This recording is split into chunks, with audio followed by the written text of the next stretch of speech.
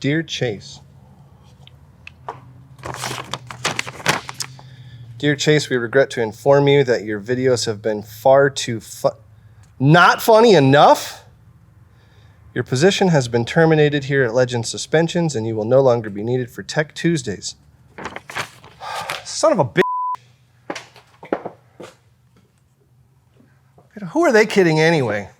I'm the best person for this. Roll the intro.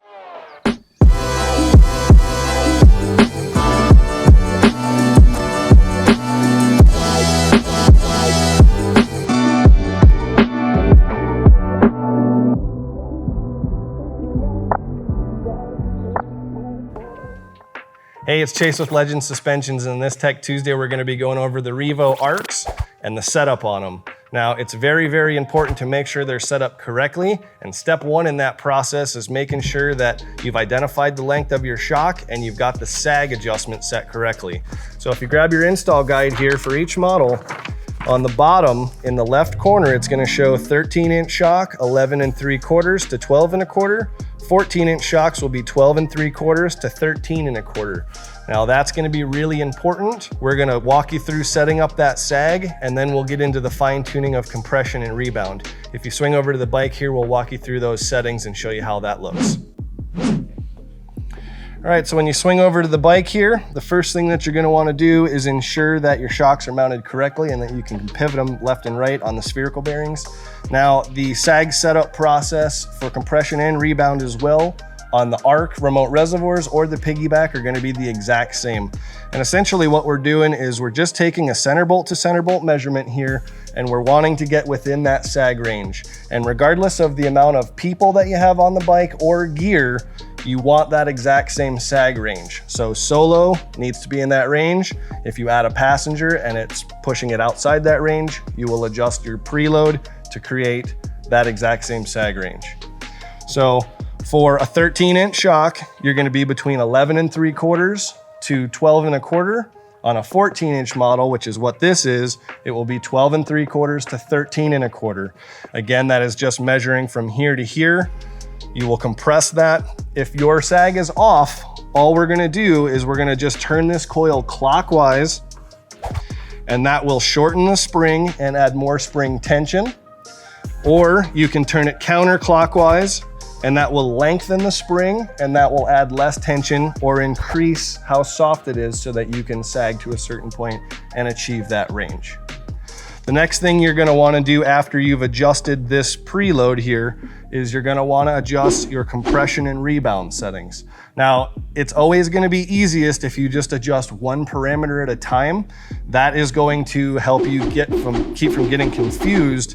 Whether you take 4 turns out of this and you add 3 here, and then you add 4 more back and you take 2 over here, eventually you can get real confused.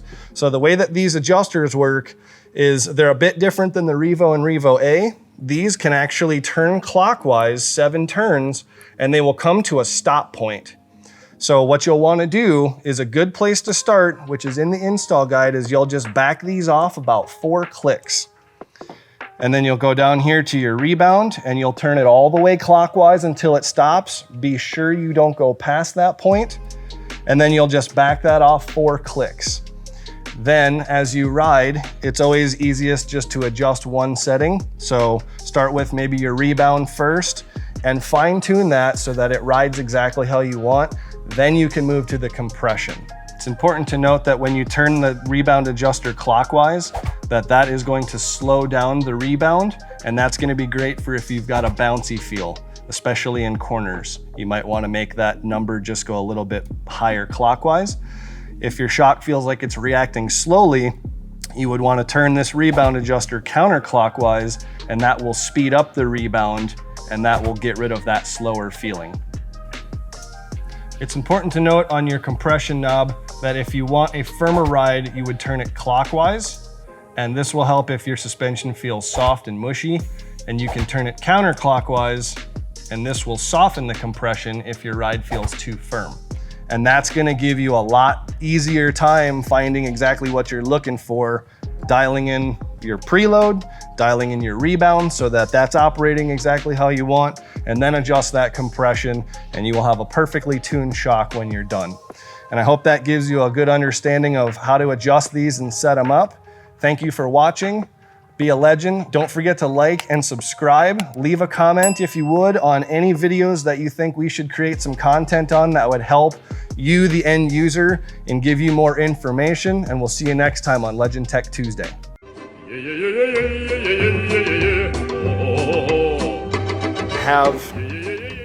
I did mess it up. Dang it. I said it's exactly. So we're gonna. That's good. Those 12s and going to set the sag at